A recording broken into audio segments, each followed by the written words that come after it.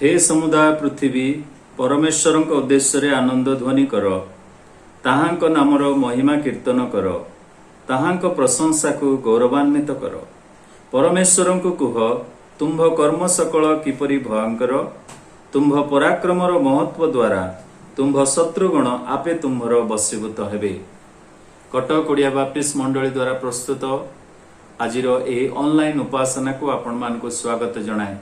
प्रभु अनुग्रह करी आम मान को सुंदर समय देइचंती, तेणु आमे प्रभु को धन्यवाद देउ। आजिर उपासनार प्रारंभ रे आसंतु आमने प्रभु का पाद तल को जिबा, आपना आपना को समर्पण करी प्रार्थना करिबा। प्रेममय स्वर्गस्थ पिता, आमे तुमर धन्यवाद दउछु। आउ एक उपासनार दिन आम मान को जीवन रे तुमे जोग कल। आज के अनेक प्रभु आम मान को छाड़ी यह जगतरू पर जगत को से जाई अछंती, तुम कोल को जाई अछंती, तेणु आमे धन्यवाद देउछु। तथापि प्रभु आम मान को प्रति कृपा दृष्टि रखिछ बोली आमर दोष दुर्बलता को क्षमा करी प्रभु तुम्हें बंचई रखिल, तेणु धन्यवाद दउछु। बापा तुमर करुणा तुमर दया आम प्रति अति महान अटे, तेणु धन्यवाद देउ। प्रिय प्रभु दुखित परिवार मान को आमने तुम पाद तले रखुछु, से मान को शांति सांत्वना दियो। असुस्थ थिबा परिवार मान मध्य तुम सुस्थतार शक्ति प्रभु राजत्व करू।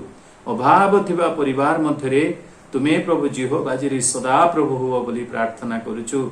संकट मध्य थिबा परिवार मध्य तुमर प्रभु को उपस्थिति से मान को शांति सांत्वना सहित भरोसा मध्य प्रदान करू। धन्यवाद दउचु मंडली पाई, मंडलीर समस्त मुख्य कर्मकर्ता दिकन प्राचीन बंधु काउंसिलर मानंकु पुणी प्रत्येक विश्वासी मानंकु प्रभु आमने तुम पाद तले रखुछु। प्रत्येकंक सहित परमेश्वर हे तुमको न छाड़ी तुमर अनुगमन करिबा पाई एही दिन मानकरे आम मान को साहस देइचो, भरोसा देइचो बोली धन्यवाद दउछु। आजिर उपासना रे मध्य आरंभरु शेष पर्यंत प्रभु तुमे रही कथा कुह बोली, आरंभ शेष तुमे कर बोली प्रिय प्रभु जिसुंक नाम रे मागुअछु, आमेन। उपासनार आरंभ रे आसंतु आमने एक भक्तिमूलक संगीत गान करी प्रभुंकर गौरव प्रशंसा करू करू तांकरी उपासना मध्य को जिबा। नमस्कार, आसंतु आजिर उपासना रे आमे 268 पृष्ठार से गीतटी गाऊ। तुमे की वेदना भरे क्लांत, तुमे की दुखी परिश्रांत, आस जीवा मिली क्रूस पथे चाली, लभिबा नूतन जीवन, जीवन हेब धन्य। 268 पृष्ठा।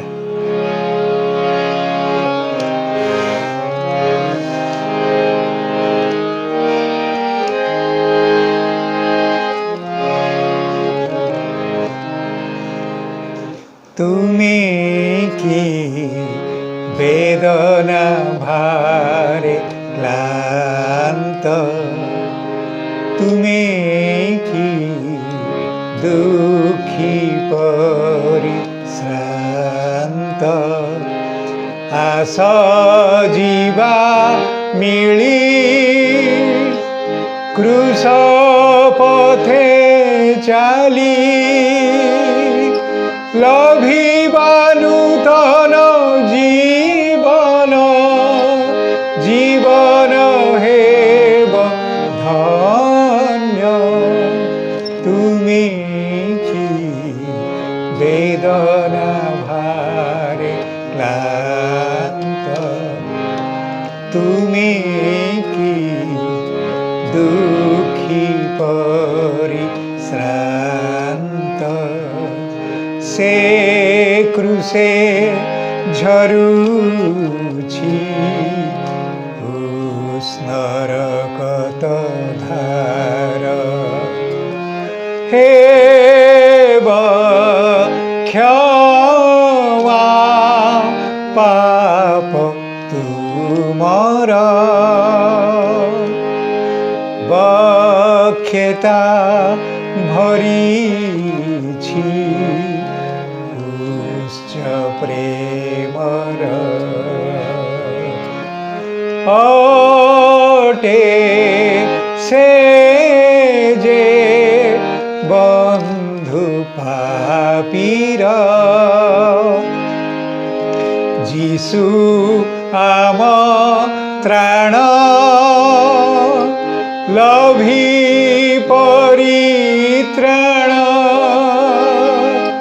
घेनिबा नूतन जीवन जीवन हेब धन्य तुमी की वेदना भारे क्लांत तुमी की दुखी परिश्रांत घोर दुर्दीने धरणी परे जाली देवा आलोक बारे कांदे जे अंतर पाप अंधारे आनी देवा प्रभु पयरे पाप अंधकार बेगे हेब दूर भरिबा नूतन जीवन जीवन हेब धन्य तुमी की वेदना भारे क्लांत तुमी की दुखी परिश्रांत आशा जीवा मिली क्रूस पथे चली लभिबा नूतन जीवन जीवन हेब धन्य तुमी की वेदना भारे क्लांत तुमी की दुखी परिश्रांत।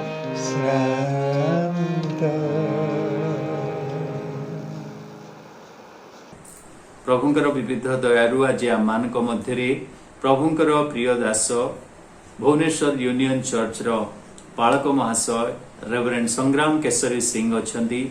प्रभुंकर दास आम निमंते अति नूतन व्यक्ति नुहंती अति परिचित व्यक्ति अटंती तेणु प्रभु जीशुंकर बहुमूल्य नाम रे तांको मु स्वागत जणाए।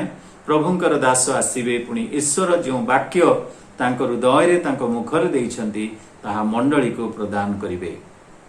प्रभु जीशु ख्रीष्टଙ୍କ ନାମରେ ଆପଣମାନଙ୍କୁ ପ୍ରତ୍ୟେକଙ୍କୁ ନମସ୍କାର ଜଣାଏ।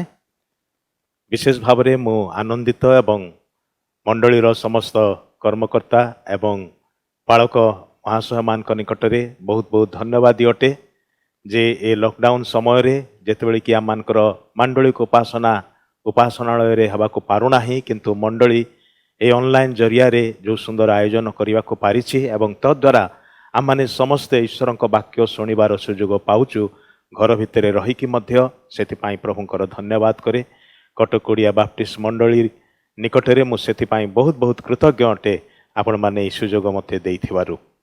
ଆଜି ଆମମାନେ ଯେଉଁ ଅଂଶଟି ଧ୍ୟାନର ନିମନ୍ତେ ନେଇଛୁ ତାହା ମାର୍କ ଲିଖିତ ସୁସମାଚାର ତାର 3 ଅଧ୍ୟାୟ 31 ପଦରୁ 35 ପଦ ପର୍ଯ୍ୟନ୍ତ ମୁଁ ପୁଣି ଥରେ ଆପଣମାନଙ୍କ ନିମନ୍ତେ ତାହା ପାଠ କରିବାକୁ ଚାହେଁ। ଆପଣମାନେ ମନ ଦେଇକି ଶୁଣନ୍ତୁ।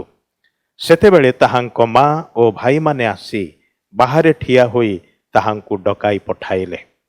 ସେଥିରେ ତାହାଙ୍କ ଚତୁର୍ଦିଗରେ ବସିଥିବା ଲୋକସମୂହ ତାହାଙ୍କୁ କହିଲେ, ଦେଖନ୍ତୁ ଆପଣଙ୍କ ମା ଭାଇ ଓ ଭଉଣୀମାନେ ବାହାରେ ଥାଇ ଆପଣଙ୍କୁ ଖୋଜୁଅଛନ୍ତି। ଯୀଶୁ ସେମାନଙ୍କୁ ଉତ୍ତର ଦେଲେ, ମୋହର ମା ଓ ଭାଇମାନେ କିଏ? ଆଉ ସେ ଆପଣା ଚାରିଆଡ଼େ ବସିଥିବା ଲୋକମାନଙ୍କ ପ୍ରତି ଦୃଷ୍ଟିପାତ କରି କହିଲେ, ଦେଖ ମୋହର ମା ଓ ମୋହର ଭାଇମାନେ। ଯେ କେହି ଈଶ୍ୱରଙ୍କ ଇଚ୍ଛା ସାଧନ କରେ, ସେ ମୋହର ଭାଇ ଭଉଣୀ ଓ ମା। ପ୍ରଭୁ ତାହାଙ୍କରି ପବିତ୍ର ବାକ୍ୟର ପଠନରେ ଓ ତହିଁର ମର୍ମ ବୁଝିବାରେ ଆମମାନଙ୍କୁ ସାହାଯ୍ୟ କରନ୍ତୁ। ଆସନ୍ତୁ ପ୍ରାର୍ଥନା କରିବା। ମୁଁ ପ୍ରାର୍ଥନା କରୁଛି, ମୋ ସହିତ ପ୍ରାର୍ଥନାରେ ଯୋଗ ଦିଅନ୍ତୁ। ସ୍ୱର୍ଗସ୍ଥ ପିତା, ତୁମର ଧନ୍ୟବାଦ ପ୍ରଶଂସା କରୁଛୁ। ଦୟା ଅନୁଗ୍ରହ କରି ଆମମାନଙ୍କୁ ଏହି ସୁନ୍ଦର ସୁଯୋଗ ଦେଇଅଛ।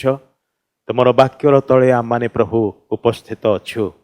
ତୁମର ମୁଖରୁ ତୁମର ରବ ଶୁଣିବା ନିମନ୍ତେ, ତୁମର ପବିତ୍ର ବାକ୍ୟକୁ ପ୍ରଭୁ ଶୁଣି ବୁଝିବାର ନିମନ୍ତେ, ହେ ପବିତ୍ର ଆତ୍ମା, ଆମମାନେ ନିଜ ନିଜକୁ ତୁମ ପାଦ ତଳେ ସମର୍ପଣ କରୁଅଛୁ।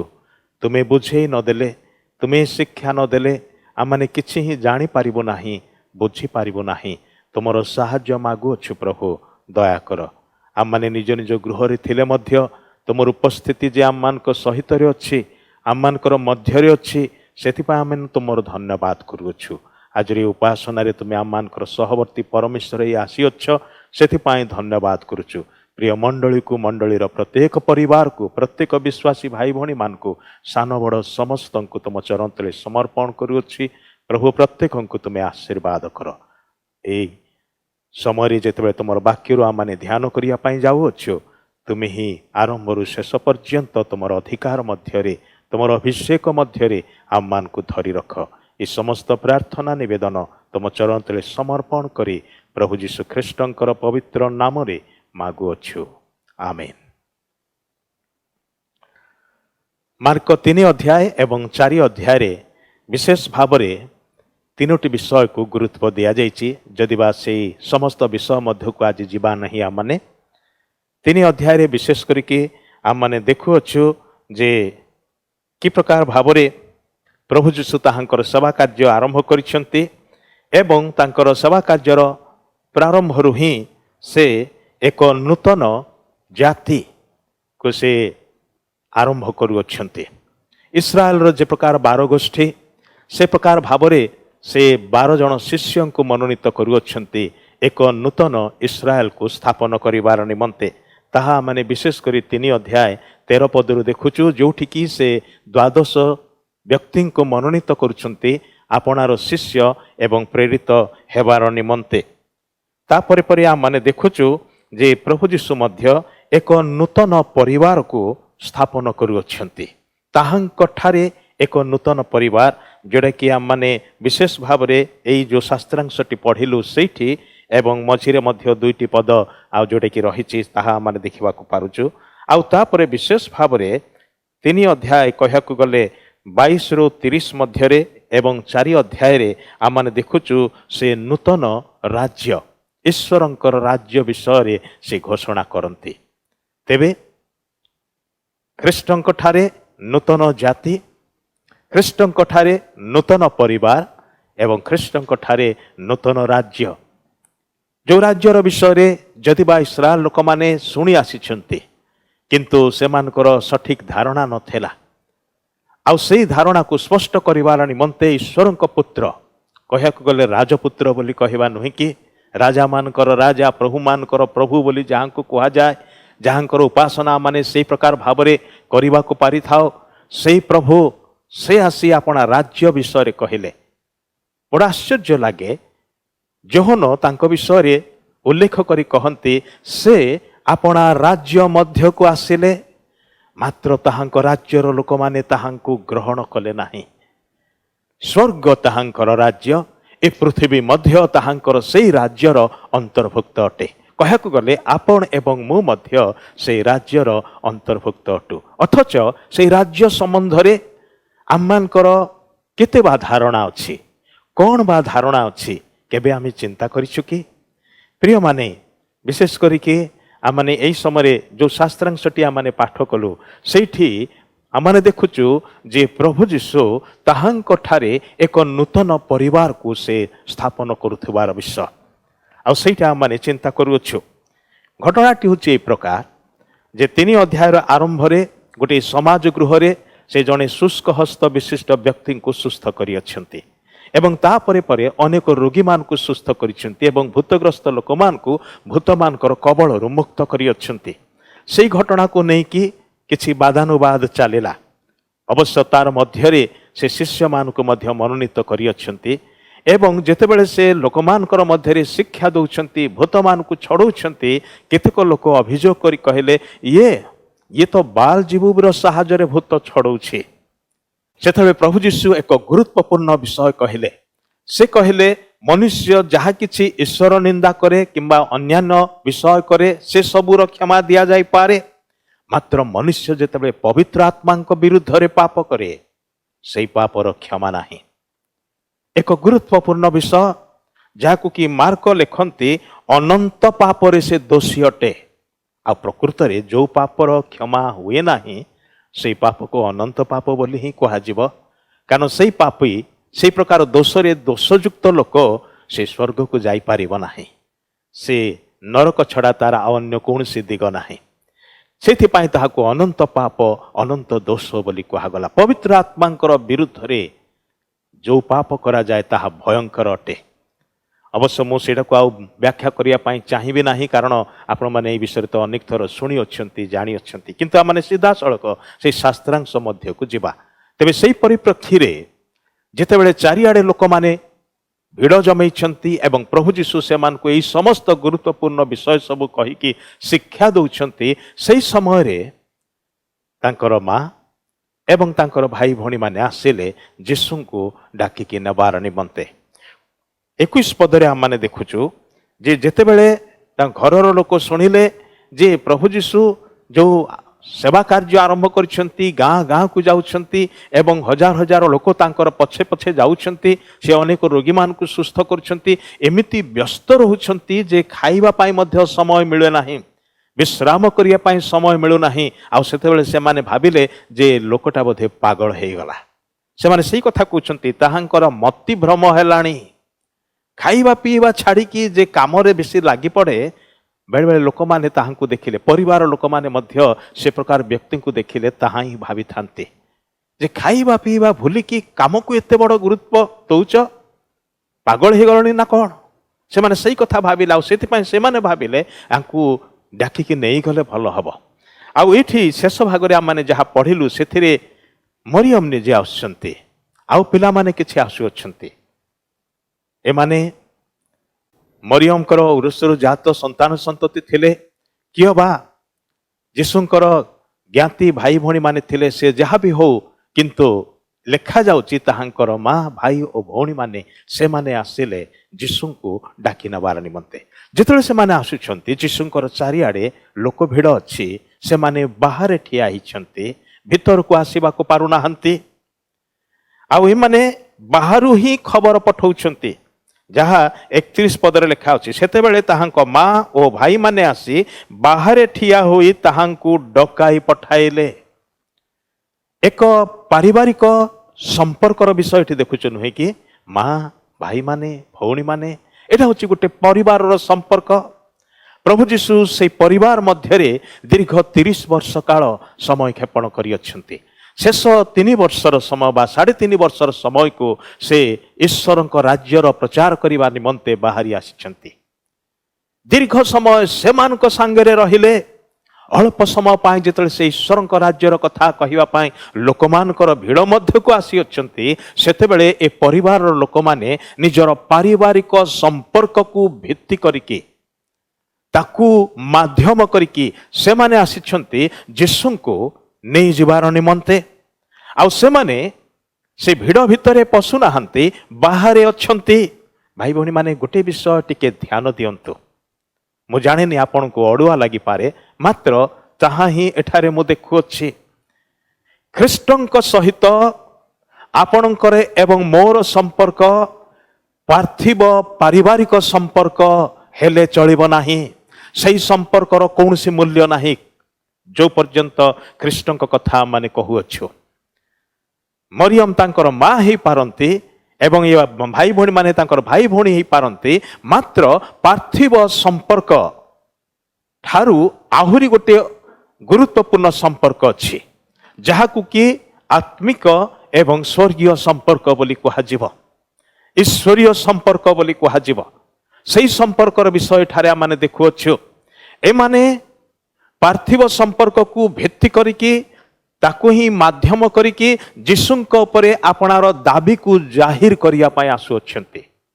तो आम परिवार लोक आम कथा तते शुणा हम अलमोस्ट से प्रकार चिंताधारा आउ से माने बाहर अच्छंती भीतर को आसुना से भिड़ भितर पशुना से माने बाहर खबर पठाउछंती। भाई भणी माने पार्थिव संपर्क आम को भीतर को बेले बेले जीवा को दिए नाही।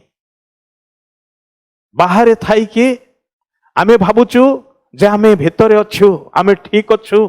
अनेक लोकंकर धारणा जेहेतु मु ख्रिस्टियन परिवार रे जन्म नहींची जन्मरु ख्रिस्टियन अटे सेथिपाई मु ख्रिस्टंकर ही अटे मु स्वर्ग चली जीवे मु ख्रिस्टीय परिवार रही थिबारु मु ख्रिस्टीय मंडली अटे। भाई भणी माने ताहा होची पार्थिव विषय।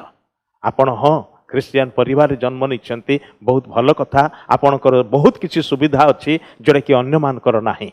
आपण सानटी बलू प्रभुंक गीत शिखिले प्रभुंकर वाक्य शिखिले संडे स्कूल को आसिले मांडलिक सहभागितार आसिले इत्यादि विषय घटिला। मात्र टिके पचारंतु निजर हृदय को निजर मन को जे आपण व्यक्तिगत भाव में ख्रिस्टंक सहित केबे संपर्क रे सामिल हेले। कारण ख्रिस्टंक सहित संपर्क रे सामिल हवा को हेले आत्मारे जन्म नबाकू पड़िबो जहा निकोदेम बुझी पारि नथिले। जेतबे प्रभु जीशु आत्मिक जन्म एवं आत्मिक संपर्क विषय बुझाउथिले सेतेबेले पुरुखा फारुसी नेता निकोदेम से केवल पार्थिव शारीरिक से विषयटा को से बुझुथिले। आ से पचारिले मु एई बयस रे एई अवस्था रे पुणी मार छोटिया पेट भितर केमिति पशिबी पुणी केमिति जन्म हेबी एटा कोन संभव पर। प्रभु जीशु कौन कहले जहा मांसरु जात ताहा मांस किंतु जहा आत्मारु जात ताहा आत्मा। से सेठारे शारीरिक जन्मर कथा कहले नाही। शारीरिक जन्म होची पार्थिव शारीरिक ताहा अल्प समय निमंते आउ सेथिपाई पार्थिव संपर्क मध्य एही जगत रे ही शेष हो जाए।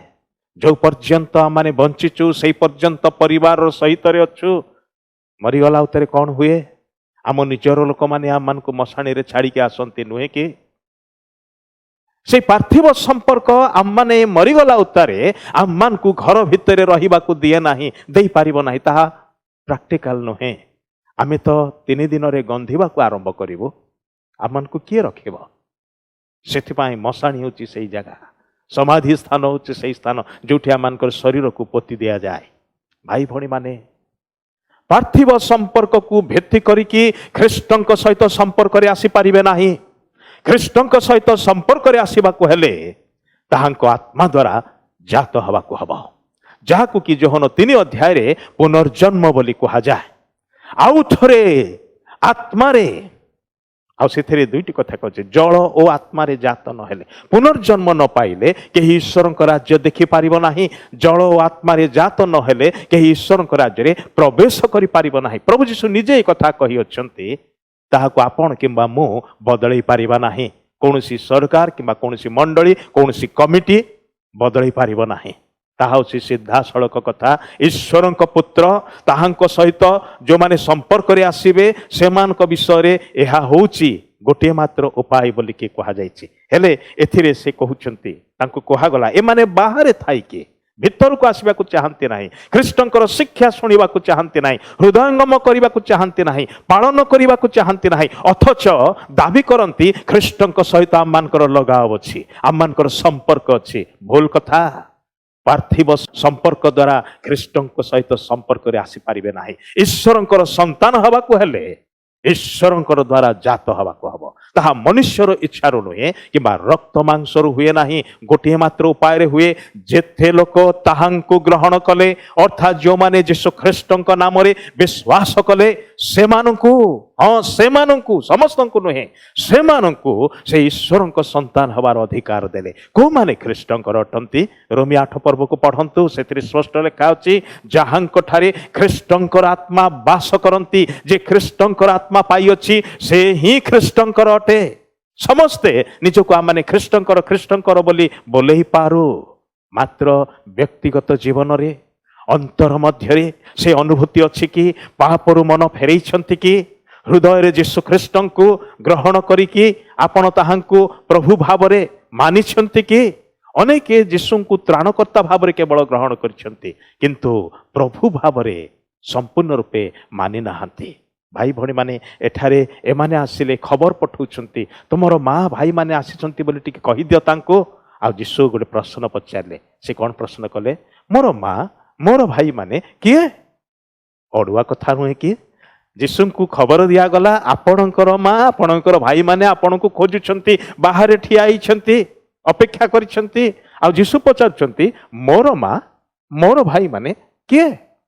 ଆଉ ତାପରେ ସେ ତାଙ୍କ ଚାରିଆଡ଼େ ବସିଥିବା ଲୋକମାନଙ୍କୁ ଦେଖେଇ କହିଲେ, ଏମାନେ ହେଉଛନ୍ତି ମୋର ମା, ଏମାନେ ହେଉଛନ୍ତି ମୋର ଭାଇ, ଏମାନେ ହେଉଛନ୍ତି ମୋର ଭଉଣୀ। ପ୍ରକୃତ ସମ୍ପର୍କ ରେ ଏମାନେ ଆସି ଅଛନ୍ତି। କାହିଁକି? ଶେଷରେ ସେଇ କଥା କହୁଛନ୍ତି, କୋଉମାନେ ମୋର ମା ଭାଇ ଏବଂ ଭଉଣୀ ଅଟନ୍ତି? ଶେଷ ପଦରେ ଲେଖାଯାଉଛି, 3 ଅଧ୍ୟାୟର ଶେଷ ପଦରେ, ଯେ କେହି ଈଶ୍ୱରଙ୍କ ଇଚ୍ଛା ସାଧନ କରେ ସେ ମୋହର ଭାଇ ଭଉଣୀ ଓ ମା ଅଟେ। ଯେ କେହି ଈଶ୍ୱରଙ୍କର ଇଚ୍ଛା ସାଧନ କରେ। ଭାଇ ଭଉଣୀ ମାନେ, ଈଶ୍ୱରଙ୍କର ଇଚ୍ଛା ସାଧନ କରିବା ଦ୍ୱାରା ପରମେଶ୍ୱର ଆପଣଙ୍କ ଜୀବନରୁ କ'ଣ ପାଇବାକୁ ଚାହାନ୍ତି, ଆପଣ କ'ଣ ହୁଅନ୍ତୁ ବୋଲି ଇଚ୍ଛା କରନ୍ତି, ଆପଣଙ୍କ ଜୀବନରେ ସେ କେଉଁ କାର୍ଯ୍ୟ କରିବାକୁ ଇଚ୍ଛା କରନ୍ତି, ସେଥିପାଇଁ ଆପଣ ନିଜକୁ ଉନ୍ମୁକ୍ତ ରଖନ୍ତୁ, ତାହାଙ୍କ ହାତରେ ସମର୍ପି ଦିଅନ୍ତୁ। ଯେମିତିକି ସାଉଲ ଦମଶେକ ପଥରେ କହିଥିଲେ ଯେ କି ପରବର୍ତ୍ତୀ ସମୟରେ ପାଉଲ ନାମରେ ଖ୍ୟାତ ହେଲେ। ଦମଶେକ ପଥରେ ସେ ଯୀଶୁଙ୍କର ଦର୍ଶନ ପାଇକି କହିଲେ, ହେ ପ୍ରଭୁ, ଏଣିକି ମୁଁ କ'ଣ କରିବି ବୋଲି ଆପଣ ଇଚ୍ଛା କରୁଅଛନ୍ତି? ସେହି ମୁହୂର୍ତ୍ତ ପର୍ଯ୍ୟନ୍ତ ନିଜର ଇଚ୍ଛାକୁ ଅଗ୍ରାଧିକାର ଦେଇକି ସେ ମନ ଇଚ୍ଛା କାର୍ଯ୍ୟ କରି ଚାଲିଥିଲେ। ସ୍ୱେଚ୍ଛାଚାରୀ ହେଇକି ଆପଣ ଈଶ୍ୱରଙ୍କର ଇଚ୍ଛାକୁ ସାଧନ କରିପାରିବେ ନାହିଁ ଯେଉଁ ପର୍ଯ୍ୟନ୍ତ ଆପଣଙ୍କର ଇଚ୍ଛା ଖ୍ରୀଷ୍ଟଙ୍କ ଇଚ୍ଛା ନିକଟରେ ସମର୍ପିତ ହେଇନାହିଁ। ଯେମିତିକି ପ୍ରଭୁ ଯୀଶୁ ଖ୍ରୀଷ୍ଟ ମଧ୍ୟ ଗେଥ୍ସେମନି ବଗିଚାରେ ଆପଣାର ଇଚ୍ଛାକୁ ପିତାଙ୍କ ଇଚ୍ଛା ନିକଟରେ ସମର୍ପି ଦେଇ କହିଲେ, ପିତା, ମୋର ଇଚ୍ଛା ନୁହେଁ, କେବଳ ତୁମର ଇଚ୍ଛା। ଆଉ ପିତାଙ୍କର ସେଇ ଇଚ୍ଛାକୁ ମାନିକି ସେ କ୍ରୁଶ ପର୍ଯ୍ୟନ୍ତ ଚାଲିଗଲେ। ହଁ, କବର ପର୍ଯ୍ୟନ୍ତ ଚାଲିଗଲେ। ଆଉ ଯେହେତୁ ସେ ସର୍ବତ ଭାବରେ ପିତାଙ୍କର ଇଚ୍ଛାର ଅଧୀନସ୍ଥ ହେଲେ, ପିତା ମଧ୍ୟ ତାହାଙ୍କୁ କବରରେ ପଡ଼ି ରହିବାକୁ ଦେଲେ ନାହିଁ। ସେ ତାହାଙ୍କୁ ଗୌରବର ଶରୀର ଦେଇକି ସେଇ କବର ଭିତରୁ ଉଠେଇଲେ, ସେ ପୁନରୁତ୍ଥାନ କଲେ ଏବଂ ଆଜି ସେ ଜୀବିତ ଅଟନ୍ତି। ଭାଇ ଭଉଣୀମାନେ, ଯୋହନ ତାହାଙ୍କର ପତ୍ରରେ ଲେଖନ୍ତି, ଏହି ସଂସାର ଏବଂ ସଂସାରରେ ଥିବା ସମସ୍ତ ବିଷୟ ତାହା ନିତ୍ୟ ସ୍ଥାୟୀ ନୁହେଁ, ତାହା କ୍ଷଣସ୍ଥାୟୀ ଅଟେ। କିନ୍ତୁ ତାପରେ ସେ ଲେଖନ୍ତି, ମାତ୍ର ଯେଉଁମାନେ ଈଶ୍ୱରଙ୍କର ଇଚ୍ଛାକୁ ସାଧନ କରନ୍ତି ସେମାନେ ନିତ୍ୟ ସ୍ଥାୟୀ ଅଟନ୍ତି, ସେମାନେ ସର୍ବଦା ରହିଥିବେ। ଭାଇ ଭଉଣୀମାନେ, ଈଶ୍ୱରଙ୍କର ଇଚ୍ଛାକୁ ସାଧନ କରିବା, ସେ ବିଷୟରେ ପାଉଲ ମଧ୍ୟ ଏଫେସୀ ପତ୍ରରେ ସେ ଲେଖନ୍ତି, କାଳ ମନ୍ଦ ଅଟେ, ଅତଏବ ଈଶ୍ୱରଙ୍କର କ'ଣ ଇଚ୍ଛା ତାହା ଜାଣ, ତାହା ବୁଝ। କାଳ ମନ୍ଦ ଅଟେ, ସେଥିପାଇଁ ଅବୋଧର ପରି କାର୍ଯ୍ୟ କର ନାହିଁ। ଈଶ୍ୱରଙ୍କର ଇଚ୍ଛା କ'ଣ ଅଟେ ତାହା ବୁଝ, ସମୟର ସଦ୍ବ୍ୟବହାର କର। ଆଜି ସମୟ ଆସି ପହଞ୍ଚିଛି। ଆମମାନେ ଖ୍ରୀଷ୍ଟୀୟ ପରିବାରରୁ ଆସିଥାଇପାରୁ କିମ୍ବା ଅନ୍ୟ ଯେକୌଣସି ପରିବାରରୁ ମଧ୍ୟ ଆସିଥାଇପାରୁ, ସେଥିରେ କିଛି ଯାଏ ଆସେ ନା। ଏସବୁ ହେଉଛି ପାର୍ଥିବ ବିଷୟ। କିନ୍ତୁ ଗୋଟିଏ ମାତ୍ର ବିଷୟ, ଯାହା ସ୍ୱର୍ଗର ପରମେଶ୍ୱର ଏବଂ ସ୍ୱର୍ଗରେ ପିତାଙ୍କ ଦକ୍ଷିଣ ପାର୍ଶ୍ୱରେ ଉପବେଶନ କରିଥିବା ଈଶ୍ୱରଙ୍କର ପୁତ୍ର ପବିତ୍ର ଆତ୍ମା ଆପଣଙ୍କ ଠାରୁ, ମୋ ଠାରୁ ଏ ତ୍ରିଏକ ଈଶ୍ୱର ଏ ଗୋଟିଏ ବିଷୟ ଅପେକ୍ଷା କରିଛନ୍ତି, ଆପଣ ବ୍ୟକ୍ତିଗତ ଭାବରେ ତାହାଙ୍କର ସନ୍ତାନ ହେଇଛନ୍ତି କି ନାହିଁ। ଆତ୍ମାରେ ଜାତ ହେବା ଦ୍ୱାରା, ମନ ଫେରଣ କରି ପାପ କ୍ଷମା ପାଇବା ଦ୍ୱାରା, ପରିତ୍ରାଣର ଅନୁଭୂତିକୁ ପାଇବା ଦ୍ୱାରା, ଭାଇ ଭଉଣୀମାନେ, ଏଗୁଡ଼ାକ ହେଉଛି ବ୍ୟକ୍ତିଗତ ବିଷୟ, ବ୍ୟକ୍ତିଗତ ଅନୁଭୂତିର ବିଷୟ। ଆପଣଙ୍କର ଜୀବନରେ ଯେଉଁ ପର୍ଯ୍ୟନ୍ତ ଏହା ଘଟି ନାହିଁ, ଆପଣ 1000 ଥର ଗିର୍ଜା ଘରକୁ ଯାଆନ୍ତୁ, କିଛି ଫରକ ପଡ଼ିବ ନାହିଁ। ଜିହୁଦୀମାନେ ମଧ୍ୟ ମନ୍ଦିରକୁ ସବୁବେଳେ ଯାଉଥିଲେ, ମାତ୍ର କିଛି ଫରକ ପଡ଼ିଲା ନାହିଁ। ବରଂ ଯୀଶୁଙ୍କର ସହିତ କ୍ରୁଶରେ ଝୁଲା ଯାଉଥିବା ଗୋଟିଏ ଚୋର ପଛେ ସେଇଦିନ ପାରଦିଶରେ ପହଞ୍ଚିଲା, କିନ୍ତୁ ସେଠାରେ ସମ୍ମୁଖରେ ଠିଆ ହେଇକି ବିଦ୍ରୂପ କରୁଥିବା ଲୋକମାନଙ୍କ ମଧ୍ୟରୁ କେତେଜଣ ପାରଦିଶରେ ପହଞ୍ଚିଲେ ବୋଲି ଭାବୁଛନ୍ତି? ଚିନ୍ତା କରି ଦେଖନ୍ତୁ। ପ୍ରଭୁ ଯୀଶୁ ସ୍ପଷ୍ଟ ଭାବରେ କହିଲେ, କୋଉମାନେ ମୋର ମା ଭାଇ ଭଉଣୀ, କୋଉମାନେ ମୋର ସମ୍ପର୍କରେ ଆସିବେ? ସେମାନେ ଯେଉଁମାନେ ମୋର ବାକ୍ୟକୁ ଶୁଣନ୍ତି, ଯେଉଁମାନେ ପିତାଙ୍କର ଇଚ୍ଛାକୁ ସାଧନ କରନ୍ତି। ପ୍ରଭୁ ଯୀଶୁ ଈଶ୍ୱରଙ୍କର ପୁତ୍ର ହେଲେ ଗୋଟିଏ ମାତ୍ର ଉଦ୍ଦେଶ୍ୟ ନେଇକି ଜଗତକୁ ଆସିଥିଲେ ଏବଂ ଯିବା ପର୍ଯ୍ୟନ୍ତ ସେ ଗୋଟିଏ ମାତ୍ର ଉଦ୍ଦେଶ୍ୟକୁ ସାଧନ କଲେ, ତାହା ହେଉଛି ପିତାଙ୍କର ଇଚ୍ଛା, ପିତାଙ୍କର ଇଚ୍ଛା, ପିତାଙ୍କର ଇଚ୍ଛା। ଆଦର୍ଶ ପୁତ୍ର ନୁହନ୍ତି କି ସେ? ଆପଣଙ୍କ ପାଇଁ ମୋ ପାଇଁ ସେଇ ଆଦର୍ଶ ସେ ଛାଡ଼ିକି ଯାଇଛନ୍ତି। ମୁଁ ଯେ ପ୍ରକାର ପିତାଙ୍କର ଇଚ୍ଛାକୁ ପାଳନ କରି ତାହାଙ୍କ ପ୍ରତି ମୋର ପ୍ରେମ, ଭକ୍ତି, ବିଶ୍ୱାସ ଏବଂ ଆଜ୍ଞାବହତାକୁ ପ୍ରଦର୍ଶନ କଲି, ମୋର ଲୋକମାନେ ସେହି ପ୍ରକାର ଭାବରେ ଆପଣାର ଇଚ୍ଛାକୁ ସମର୍ପି ଦିଅ ମୋ ନିକଟରେ। ପିତାଙ୍କର ଇଚ୍ଛାକୁ, ମୋର ଇଚ୍ଛାକୁ ତମ ଜୀବନରେ କାର୍ଯ୍ୟକାରୀ କରାଅ। ଆଉ ତେବେ ତୁମକୁ ମୋର ଲୋକ ବୋଲି ମୁଁ ସ୍ୱୀକାର କରିବି। କାରଣ ଗୋଟିଏ ଦିନ ଆସୁଅଛି, ଦଳେ ଲୋକଙ୍କୁ ସେ କହିବେ ତୁମମାନେ ମୋର ନୁହଁ, ମୋ ସମ୍ମୁଖରୁ ଦୂର ହୁଅ। ଏବଂ ଆଉ ଦଳେ ଲୋକ ସେ କହିବେ ତୁମମାନେ ମୋର ଲୋକ, ଆସ ମୋର ପିତା ତୁମମାନଙ୍କ ପାଇଁ ଯେଉଁ ଅନନ୍ତ ରାଜ୍ୟ ସଞ୍ଚୟ କରି ରଖିଅଛନ୍ତି, ପ୍ରସ୍ତୁତ କରି ରଖିଅଛନ୍ତି, ସେଥିର ସହଭାଗୀ ହୁଅ, ତାହାକୁ ଉପଭୋଗ କର, ସେଥିରେ ଆନନ୍ଦ କର। କିନ୍ତୁ ଅନ୍ୟ ଦଳକୁ କ'ଣ କହିବେ? ରେ ଅଧର୍ମାଚାରୀ ମାନେ, ତୁମମାନେ କିଏ ମୁଁ ତାହା ଜାଣେ ନାହିଁ, ତୁମମାନେ ମୋ ସମ୍ମୁଖରୁ ଦୂର ହୁଅ। ସମ୍ପର୍କର ବିଷୟ ନୁହେଁ କି? ସେଥିପାଇଁ ଖ୍ରୀଷ୍ଟଙ୍କ ସହିତ ବ୍ୟକ୍ତିଗତ ସମ୍ପର୍କରେ ଆସିବା ହେଉଛି ସବୁଠାରୁ ଗୁରୁତ୍ୱପୂର୍ଣ୍ଣ। ଭାଇ ଭଉଣୀମାନେ, ଏ ପାର୍ଥିବ ସମ୍ପର୍କରେ ରହଣି କାଳ ମଧ୍ୟରେ ଏହି ପୃଥିବୀ ଦିନେ ଛାଡ଼ିବାକୁ ହେବ ଆମମାନଙ୍କୁ। ଏହି ଜଗତ ଛାଡ଼ି ଯିବା ପୂର୍ବରୁ, ମୃତ୍ୟୁ ଆସି ଆମମାନଙ୍କୁ ଗ୍ରାସ କରି ଆମମାନଙ୍କୁ ଛିନ୍ନ କରି ନେଇଯିବା ପୂର୍ବରୁ, ଖ୍ରୀଷ୍ଟଙ୍କ ସହିତ, ସ୍ୱର୍ଗସ୍ଥ ପିତାଙ୍କ ସହିତ ଆମମାନଙ୍କର ସମ୍ପର୍କର ବିଷୟକୁ ଆମମାନେ ସଜାଡ଼ି ଦଉ, ସଠିକ୍ କରିଦଉ, ସେ ବିଷୟରେ ନିଶ୍ଚିତ ହେଇଯାଅ, ତାକୁ ଦୃଢ଼ କରୁ। ଏବଂ ସେଇ ଗୋଟିଏ ସମ୍ପର୍କ ସକାଶେ ଆମମାନଙ୍କର ଏ ଜଗତ ଛାଡ଼ି ଗଲା ପରେ ମଧ୍ୟ ସେଇ ଭରସା ରହିବ ଯେ ମୁଁ ମୋର ପିତାଙ୍କର ଗୃହକୁ, ଯେଉଁଠି ମୋ ପାଇଁ ମୋର ପ୍ରଭୁ ସ୍ଥାନ ପ୍ରସ୍ତୁତ କରିଅଛନ୍ତି, ସେଇ ସ୍ଥାନକୁ ଯାଉଅଛି। ସେଇ ଭରସାର ସହିତ, ସେଇ ଆନନ୍ଦର ସହିତ, ସେଇ ଆଶାର ସହିତ ଆମମାନେ ଏ ଜଗତକୁ ଛାଡ଼ିକି ଯାଇପାରିବା। ପ୍ରଭୁ ଆମମାନଙ୍କୁ ଆଶୀର୍ବାଦ କରନ୍ତୁ। ଧନ୍ୟବାଦ। ପ୍ରଭୁଙ୍କର ମହତ୍ ନାମର ଧନ୍ୟବାଦ ହଉ, କାରଣ ପ୍ରଭୁଙ୍କର ଦାସଙ୍କୁ ବ୍ୟବହାର କରି ପ୍ରଭୁ ଆଜି ଆମମାନଙ୍କୁ ସୁନ୍ଦର ପ୍ରେରଣାତ୍ମକ ବାକ୍ୟ ଦେଇଛନ୍ତି। ତାକୁ ଆମମାନେ ହୃଦୟ ମଧ୍ୟରେ ରଖି କାର୍ଯ୍ୟରେ ପରିଣତ କରିବା ପାଇଁ ଚେଷ୍ଟା କରିବା। ପ୍ରଭୁ ତାଙ୍କରି ଦାସଙ୍କୁ ମଧ୍ୟ ଏ ଦିନ ମାନଙ୍କରେ ବହୁଳ ଭାବରେ ଆଶୀର୍ବାଦ କରି ବ୍ୟବହାର କରୁଛନ୍ତି। ପ୍ରାର୍ଥନା କରୁ ଆଗାମୀ ଦିନ ମାନଙ୍କରେ ମଧ୍ୟ ପ୍ରଭୁ ସେହିପରି ଭାବରେ ତାଙ୍କୁ ବ୍ୟବହାର କରନ୍ତୁ। ପ୍ରିୟ ବନ୍ଧୁମାନେ, ଏହି ସମୟରେ ଆମମାନେ ଗୋଟେ ଭକ୍ତିମୂଳକ ଗୀତ ଗାନ କରୁ କରୁ ଆଣିଥିବା ନୈବେଦ୍ୟ ପ୍ରଭୁଙ୍କ ପାଦ ତଳେ ରଖିବା। ଆପଣମାନଙ୍କର ସେହି ନୈବେଦ୍ୟ ଯେଉଁ ଅଫିସରେ ଯାଇ ଜମା କରୁଛନ୍ତି, ତାହା ଦ୍ୱାରା ମଣ୍ଡଳୀ ନିଶ୍ଚିତ ଭାବରେ ଆଶୀର୍ବାଦ ପ୍ରାପ୍ତ ଅଟେ। ଉପାସନା ସଙ୍ଗୀତର ଅତିରିକ୍ତ ବିଭାଗ ତାର 270 ପୃଷ୍ଠାର ଅତି ପରିଚିତ ଗୀତ ଆଜି ଆମେ ଗାଇବା। ତୁମ୍ଭ ବାକ୍ୟ ଅଟେ ପ୍ରଦୀପ ମୋ କ୍ଷୀଣ ଚରଣର। ତୁମ୍ଭ ବାକ୍ୟ ଅଟେ ପ୍ରଦୀପ ମୋ କ୍ଷୀଣ ଚରଣର। চলা পথে সে আলোক, চলা পথে সে আলোক, মো সারা জীবনর। তুম্ভ বাক্য অতে প্রদীপ মো ক্ষীণ চরণর। করম চক্ষু প্রসন্ন করিবি ব্যবস্থা ধ্যান। তব শাসন দয়াবান, তব শাসন দয়াবান। হেউ মো জীবনে বর। তুম্ভ বাক্য অতে প্রদীপ মো ক্ষীণ চরণর। তব বাক্য অটে সিদ্ধ পরীক্ষিত পুরি নিত্য সম্পদে অবা বিপদে সম্পদে অবা বিপদে। হেউ সে মোর আবর। তুম্ভ বাক্য অটে প্রদীপ মো ক্ষীণ চরণর।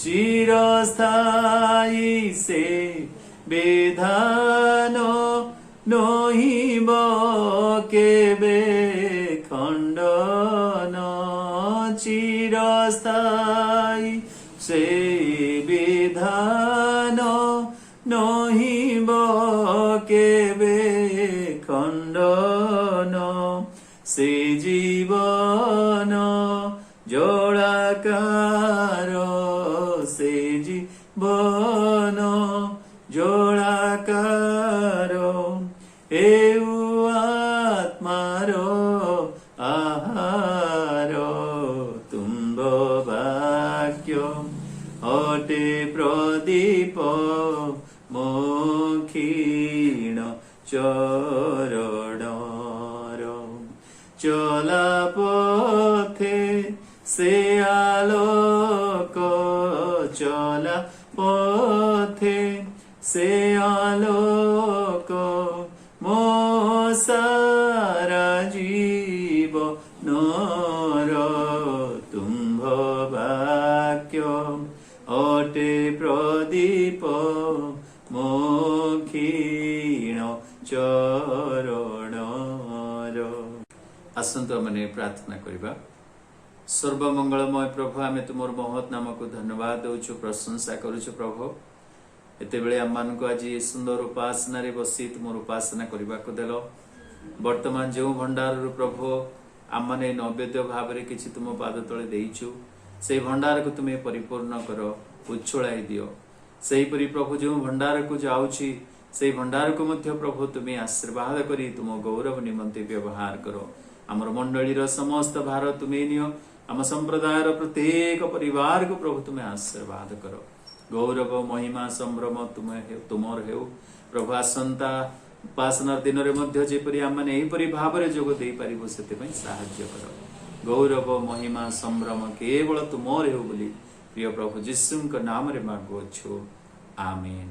ଏତେବେଳେ ପିତା ପରମେଶ୍ୱରଙ୍କର ଅସୀମ ପ୍ରେମ, ତ୍ରାଣକର୍ତ୍ତା ପ୍ରଭୁ ଯୀଶୁ ଖ୍ରୀଷ୍ଟଙ୍କର ଅନୁଗ୍ରହ ଏବଂ ଦୟା, ପବିତ୍ର ଆତ୍ମାଙ୍କର ଚିରନ୍ତନ ଶାନ୍ତି, ସୁମଧୁର ସହଭାଗିତା, ଚେତନା, ପ୍ରେରଣା, ସାନ୍ତ୍ୱନା ଆମ ସମସ୍ତଙ୍କ ପ୍ରତି ସଙ୍ଗେ ରହି ଉପକାର କରନ୍ତୁ, ଆମେନ୍।